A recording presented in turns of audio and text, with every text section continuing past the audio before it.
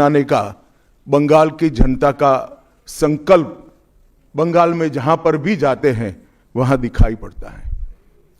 तृणमूल कांग्रेस के 15 साल के शासन में भय, भ्रष्टाचार और कुशासन और विशेषकर घुसपैठ से बंगाल की जनता चिंतित भी है, भयभीत भी है और आशंकित भी है।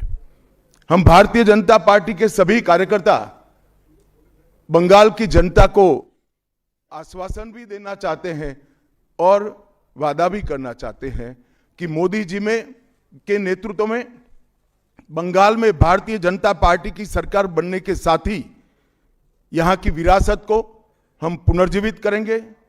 विकास की गंगा फिर से बड़ी तेज गति से बहेगी और गरीब कल्याण जो बंगाल का आज बहुत महत्वपूर्ण मुद्दा बना है, देश भर में जहां जहां एनडीए सरकारें हैं, भाजपा सरकारें हैं, हमने गरीब कल्याण को प्राथमिकता दी है। यहां पर भी गरीब कल्याण को प्राथमिकता दी जाएगी और इस सब के साथ साथ एक ऐसी मजबूत राष्ट्रीय ग्रिड बनाएंगे जो बंगाल से घुसपैठ को समाप्त कर देंगी।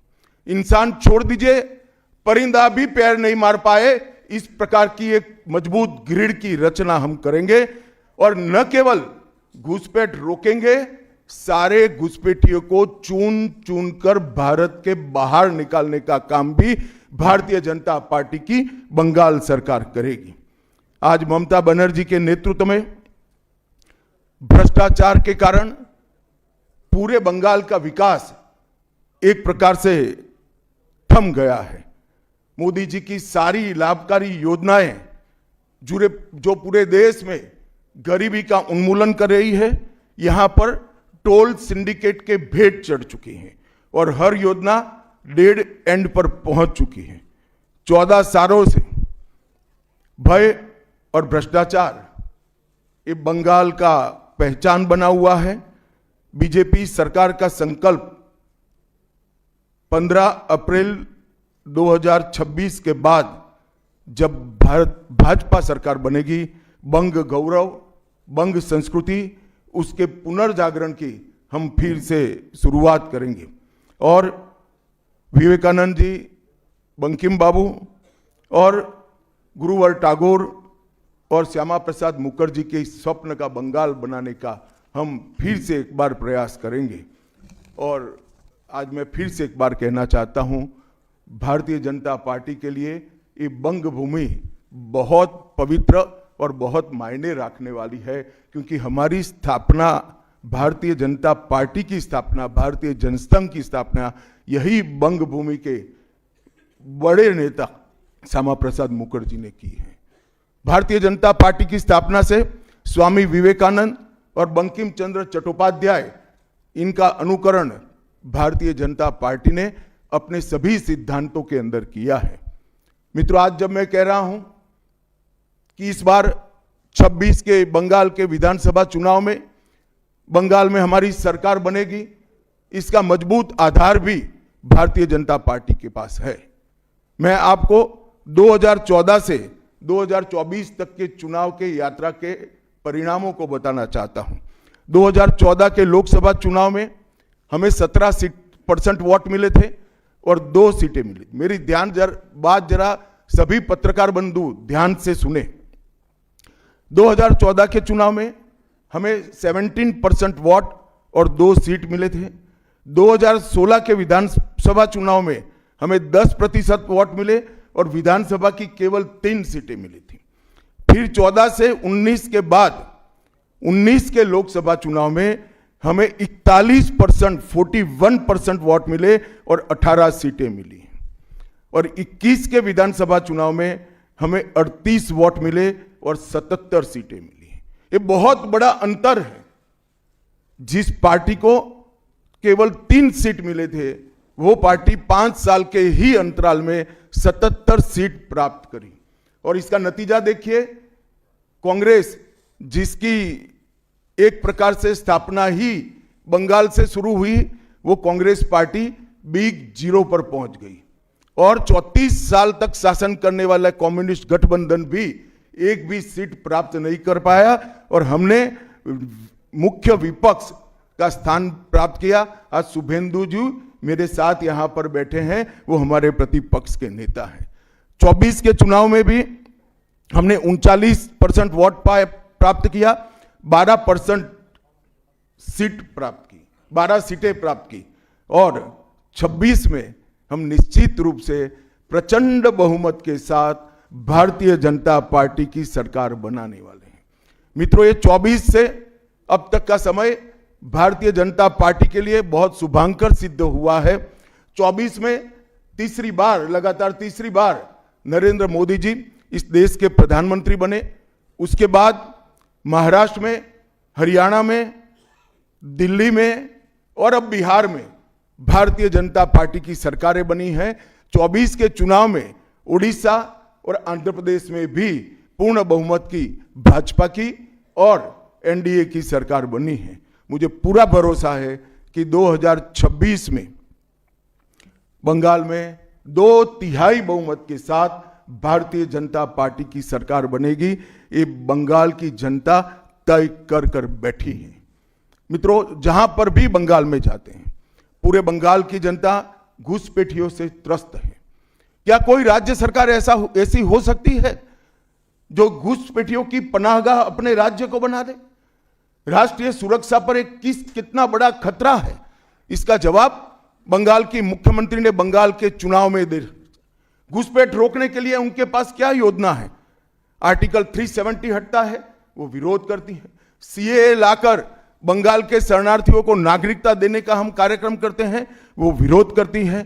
और वो ठीकरा फोड़ते हैं कि बीएसएफ है, वो रोक नहीं रही है। ममता जी, मैं आज आपको इस सार्वजनिक प्रेस वार्ता में पूछना चाहता हूं कि कौन सी सरकार है बांग्लादेश की पूरी सीमा पर जो वाड़बंदी करने के लिए, बॉर्डर पर फेंसिंग करने के लिए जमीन नहीं देती है? अगर आप जवाब न दे पाए तो मैं ही देता हूं। आपकी ही सरकार है जो जमीन नहीं देती है, जिसके कारण फेंसिंग का काम समाप्त नहीं होता है। फिर भी भौगोलिक रूप से कठिन सीमा पर से कोई घुस कर आता है तो कहां जाता है? सबसे पहले बंगाल के गांव में जाता है। आपका पटवारी क्या कर रहा है? आपका थाना क्या कर रहा है? क्यों इसको अरेस्ट नहीं किया जाता? क्यों उस पर केस दर्ज नहीं होता? क्यों इसको वापस भेजा नहीं जाता? जवाब है क्या आपके पास? क्या बंगाल की मुख्यमंत्री जवाब दे सकती है कि असम में घुसपैठ क्यों बंद हो गई? त्रिपुरा में घुसपैठ क्यों बंद हो गई? गुजरात और राजस्थान की बॉर्डर पर घुसपैठ क्यों नहीं होती है? पंजाब की बॉर्डर पर घुसपैठ क्यों नहीं होती है? कश्मीर की बॉर्डर पर घुसपैठ क्यों नहीं होती है? सिर्फ बंगाल में क्यों होती है? क्योंकि आपकी निगहबानी में घुसपैठ कराई जाती है और बंगाल को धीरे धीरे डेमोग्राफी चेंज कर कर आपकी वोट बैंक को पुख्ता करनी चाहती है। मगर ये लंबा नहीं चलेगा। बंगाल की जनता अब जान गई है और इसके खिलाफ लामबंद भी हो रही है। और मुझे मालूम है अगला चुनाव घुसपैठियों को निकालने के मुद्दे पर और घुसपैठ रोकने के मुद्दे पर लड़े जाने वाला है, क्योंकि न केवल ये बंगाल का मामला रहा है। मैं आज बंगाल की जनता को इस प्रेस वार्ता के माध्यम से बताने आया हूं कि बंगाल की बॉर्डर से हो रही घुसपैठ सिर्फ बंगाल का मामला नहीं रहा है। अब ये राष्ट्रीय सुरक्षा का मामला है। देश की संस्कृति को बचाना है, देश की सुरक्षा को सुनिश्चित करना है, तो बंगाल की बॉर्डर सील कर दे, ऐसी देशभक्त सरकार यहां लानी पड़ेगी जो ममता बनर्जी नहीं कर सकती, केवल और केवल भारतीय जनता पार्टी कर सकती है।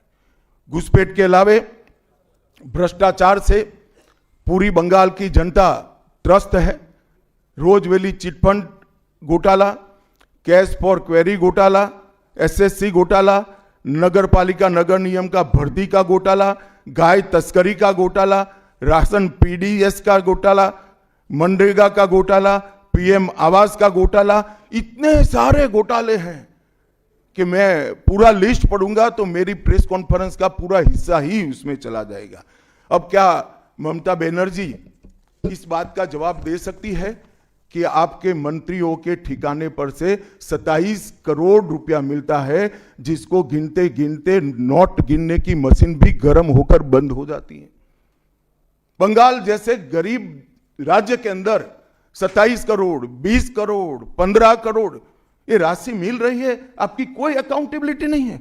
पार्थो चैटर्जी जेल में जाते हैं, ज्योति प्रिय मलिक जेल में जाते हैं, अनुव्रत मंडल जेल में जाते हैं, जीवन कृष्ण शाह जेल में जाते हैं, माणिक भट्टाचार्य जेल में जाते हैं, चंद्रनाथ सिन्हा जेल में जाते हैं, परेश पाल जेल में जाते हैं, कुंतल घोष जेल में जाते हैं, फिरहाद हकीम वो भी आरोपी बनाए जाते हैं, शोभन चैटर्जी आरोपी बनाए जाते हैं, कुणाल घोष 3 साल जेल में रहकर आते हैं। और आप कहती है कि भ्रष्टाचार नहीं हो गया, हो रहा है। आप आंख मूंद लिए ही हो भ्रष्टाचार के लिए, मगर बंगाल की जनता अपनी आंख बंद कर नहीं बैठी है। गरीब बंगाल की जनता के अधिकार का पैसा आपकी कैडर की भेंट चढ़ रहा है, आपको इसको जवाब देना पड़ेगा। महिलाओं की सुरक्षा ये बहुत बड़ा मुद्दा बना है और अधिकृत रूप से कहा जाता है कि महिलाएं 7 बजे के बाद अपने हॉस्टल और घर से न निकले। हम कौन से जमाने में जी रहे, मुगल काल में जी रहे हैं क्या? ममता जी, ये आजाद भारत, यहां माताओं बहनों को पूरा दिन जब इनकी मर्जी हो, जब इनको काम हो, घर के बाहर निकलने की सुरक्षा प्रदान करना ये हमारा संवैधानिक दायित्व है, जो देने में आपकी सरकार विफल गई है।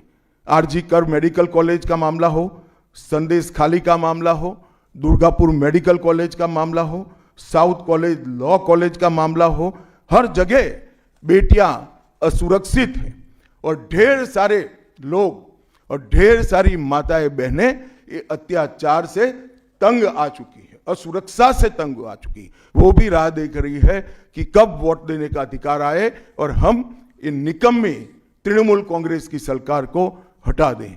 सांप्रदायिक तुष्टीकरण को इस राज्य सरकार ने अपनी नीति के रूप में स्वीकार कर लिया है। अब मरहम लगाने का प्रयास हो रहा है, मैं सुबह से देख रहा हूं, मगर अब मरहम लगाने से कुछ नहीं होता है। हृदय पर, बंगाल की हिंदुओं के हृदय पर घाव इतना गहरा बैठ गया है कि कोई मरहम काम नहीं आएगा। अब आपका जाने का समय तय हो गया है। यहां तक इंतहा कर दी, यहां तक कि पार्लियामेंट में वंदे मातरम पर चर्चा होती है। बंकिम बाबू ने रचे हुए वंदे मातरम पर चर्चा हुई, जो गीत पूरे हमारे आजादी के आंदोलन का प्रेरणा गीत बना, वो वंदे मातरम की चर्चा का तृणमूल कांग्रेस विरोध कर रही है, क्योंकि उनकी वोट बैंक इससे नाराज हो रही है। ये बंगाल की जनता कभी सहन नहीं करेगी। एक जमाना था मित्रों कि भारत के जीडीपी में बंगाल का योगदान 10.5% था और तीसरे नंबर पर था। जीडीपी में योगदान की दृष्टि से हमारा बंगाल तीसरे नंबर पर था। तीसरे नंबर पर से सरक कर ये 49 साल में वो 22वें नंबर पर आ गया। अब नीचे कोई जगह ही नहीं बची। बंगाल का इतना आर्थिक पतन कभी नहीं हुआ है। ये कम्युनिस्टों के शासन के पहले, तृणमूल के शासन के पहले प्रति व्यक्ति बंगाल की आय राष्ट्रीय औसत से 127% ज्यादा थी। 127%। देश में नागरिक 100 रुपया कमाता था तो बंगाल में 127 रुपया कमाता था। आज देश का नागरिक 100 रुपया कमाता है तो बंगाल का नागरिक 73 रुपया कमाता है। ममता जी, आपको इसको जवाब देना पड़ेगा। हर प्रकार के उद्योग की शुरुआत एक जमाने में इस सुजलाम सुफलाम भूमि से हुआ था और इसी के आधार पर सोनार बांग्ला की परिकल्पना की जाती थी। वो बंगाल में आज भ्रष्टाचार, घुसपैठ और टोलबाजी के कारण सारी इंडस्ट्री वापस जा रही है। केंद्र सरकार की योजनाएं लागू करने में उनको अपनी वोट बैंक गंवाने का डर है।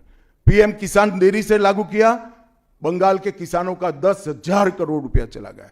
आयुष्मान भारत आज तक लागू नहीं किया और बहुत आयुष्मान भारत से बहुत एक प्रकार से कमियां वाली स्वास्थ्य साथी की स्कीम लागू की है।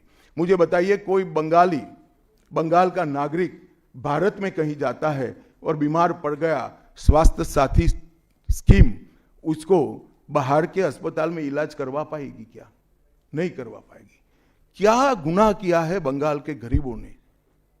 देश भर के गरीबों को 5 लाख तक की